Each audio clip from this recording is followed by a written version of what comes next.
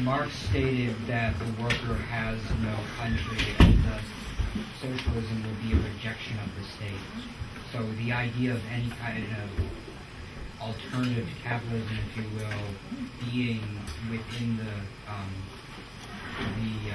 construct of the state is ridiculous. I'd like to point out that Karl Marx never came to Maine.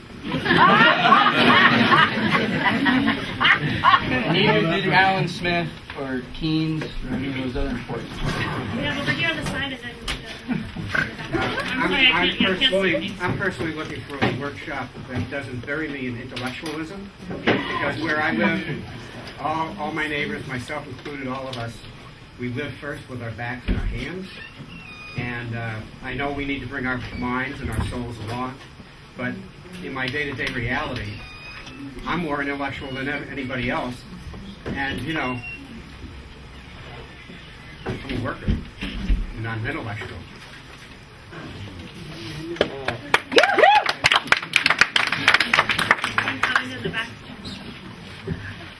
Yeah, I'm looking for a little navigation aid for these sessions too, because they all sound very attractive on the front end. And I've just finished my 10-year rereading of The Populist Moment by Mr. Goodwin, and we're sitting here like 130 years after they were sitting there 100, having these same conversations, right? And the way they went down, being subsumed and betrayed by the political parties of their age, is pretty much what's happening now, both to the progressives under the Obamas, and I think a lot of the good-hearted Tea Party people under what's going to happen to them. So, I'm more interested in the revolutionary side of the equation, and I know we're facing a huge evolutionary leap here, and a big part of it is building up from the grassroots and building up the alternative institutions, building up the alternative relationships and the communal forms of functioning that everybody's talking about here today, I think.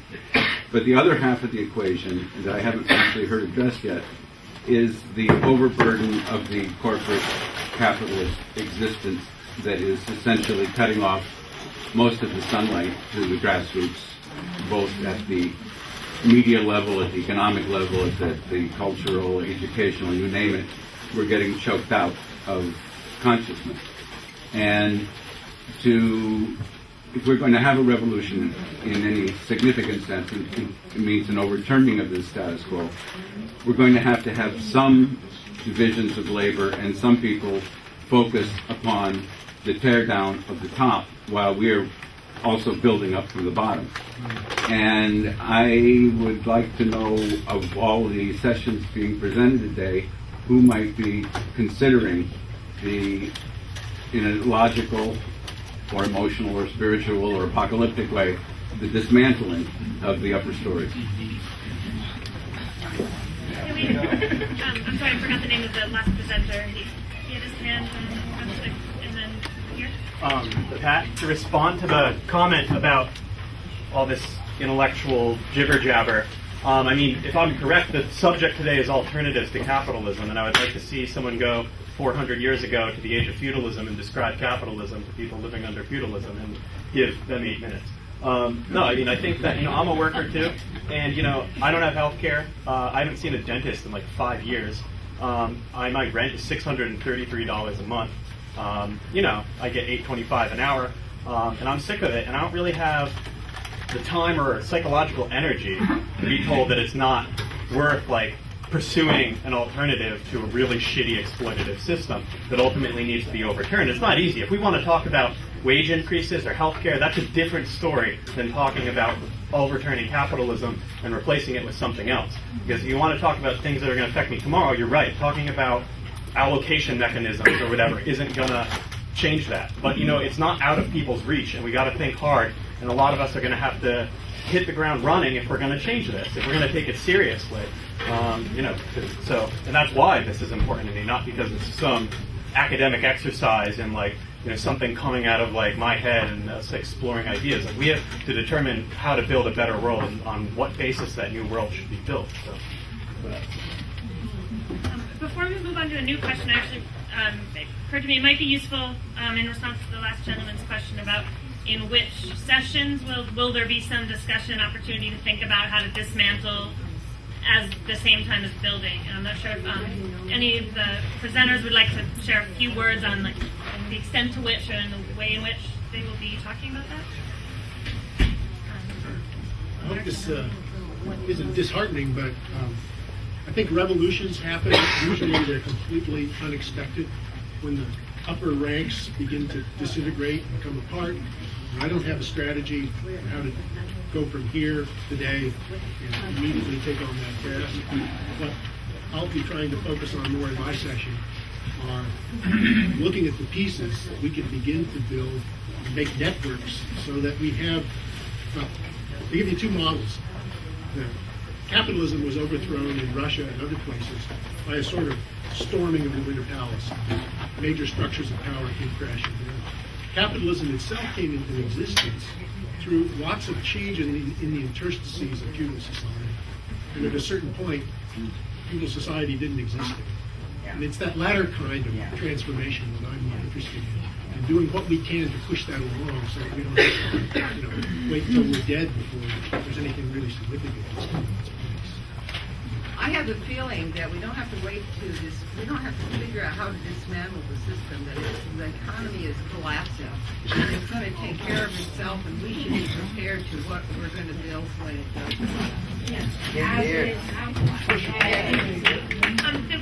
We have a few people in the stack, and let's hear really quickly from the other presenters in response to that question. Yeah.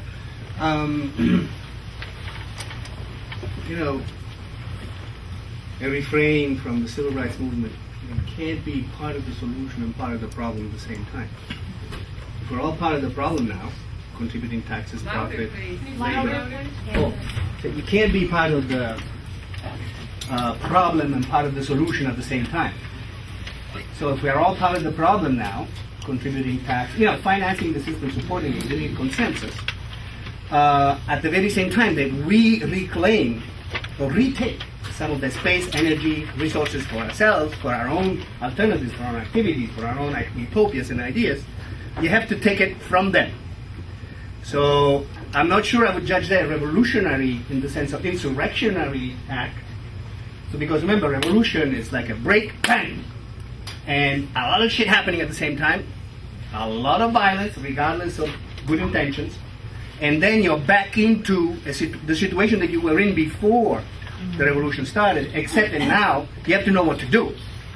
So that's what I'm wary of, this whole revolutionary concept. But I'm definitely for saying, hey, this society is not working the way it was supposed to be. I'm being cheated. So now is the time for me to figure out what the right way of doing things is. And to the extent that I'm being forced to do the wrong thing, I'm refusing. And I'm moving on to do what I think is right. So I don't know if that answers your question, if that's dismantling, but I think there is quite a bit of dismantling involved in there. Other presenters? Okay, and Ethan, really quick on the solidarity economy approach to that. Yeah, just real quick. Our solidarity economy workshop is not going to talk about how to chop the head off the king or anything like that. It's really going to be about. There's going to be a lot of time brainstorming. There's going to be a lot of time talking to each other. It's really about what are we going to do now? What are we going to do in our communities? How do we connect with each other? How do we strengthen these things from the bottom up? I mean, similar in its approach to Michael, which isn't to say that those other ways of thinking aren't important, but that's not what we're going to do today. Jason. Just to respond to the gentleman in the back, my gut response was just sure. But I also want to say it a little longer than that by incorporating this discussion about capitalism collapsing on itself. I think that is true, but I don't hold much hope for that because it's already not working for so many people in residency right now as a system. And what we're seeing right now, this moment, in my view, is unprecedented in two respects. On the one hand, there has been some discussion, for the first time in a long time, that it seems to me, that capitalism isn't the only inevitable, it's not aging. But secondly, and that's the good news, here's the bad news. The bad news has been the immediate response has been, at least in this country and in other countries throughout, especially Western Europe, has been to suddenly decide as if the response to the crisis is to be even more capitalist, to go through austerity, to reduce the last remnants of any social networks or any support groups. And that is the frightening part, and that's the part that makes me believe that collapse won't happen by itself, or it does, but it'll be so ugly that we won't possibly want to live here. Sorry, that was a downer.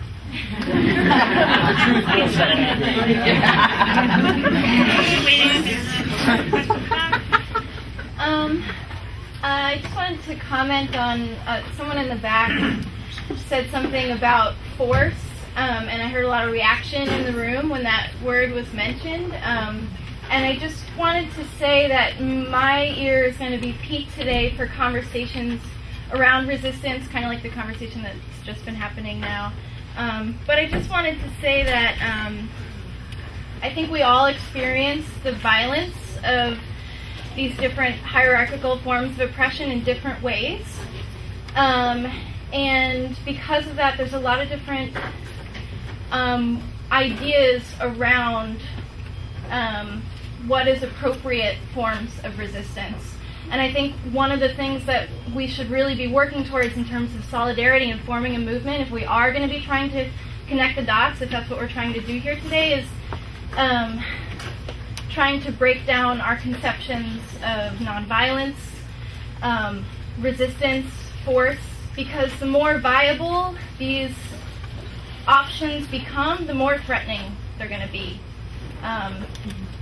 And I guess I'll leave it there.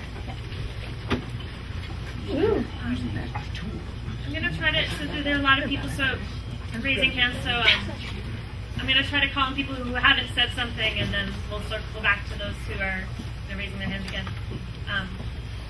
You haven't said anything yet in the session. Well, I did, so why don't you ask this lady right here? Yeah, go ahead. I'm having a very, very hard time choosing among all of you. You only have presentation. And I just want to make one comment about that. I think we all, I was challenged by reading these papers, and I've read extensively and participated extensively in all of these ideas and forms of striving. So, a caution would be not to go to the session that would only reinforce what we have known most about or been most involved about, but try something different.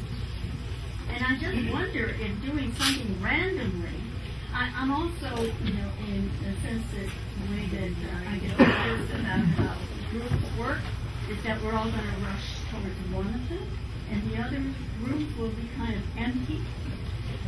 And I wonder if we all end up in one room where there's so many, whether we would be willing to volunteer to go check out another. You can go to 2 sessions, one before the break and one after. You can read the middle of one if you want. Could I add on to that though? This is going to be my personal strategy. Is I'm not a good strategist. So, I'm not looking at the macro. I'm not going to bring down Wall Street today. I'm more like this gentleman. I'm a tactician, and that's where I'm going to be looking at, the ones that are bringing some tactical information to me on how I can affect things right now. Just like I'm not going to put my intellectual demand upon you to attend to bringing down Wall Street when you got to feed your family. You got to get out in that woods, and you got to get it. And you got to put food on the table, And you and I are the type of people. We're looking to get that immediate effect for the people that live in our community, And that's what I'm looking at.